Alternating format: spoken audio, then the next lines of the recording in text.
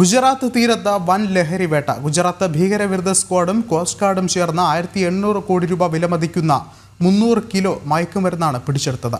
കള്ളക്കടത്തുകാർ അറബിക്കടലിൽ തള്ളിയ ലഹരിമരുന്നാണ് കണ്ടെടുത്തത്.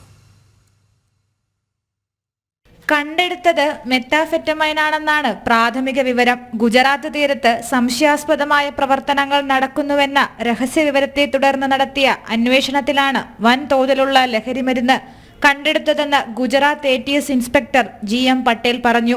इंडियन कोस्ट गार्ड के शिप ने बहुत मेहनत के साथ में इस केस को, इस आरोपियों को पकड़ने की कोशिश की, लेकिन ये जो लोकेशन थी IMBL के बहुत नज़दीक थी और जल्दी ये जो पाकिस्तानी फिशिंग बोट है ये पाकिस्तानी सीमा में काफ़ी अंदर चली गई थी.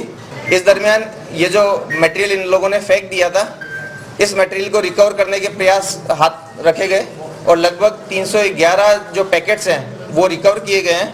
इन 311 पैकेट्स में प्राइमा फेसी मेथाम्फेटामाइन आइस जिसे कहते हैं वो रिकवर हुआ है, जिसकी अंतर्राष्ट्रीय बाजार में जो कीमत है वो लगभग 1800 करोड़ होगी.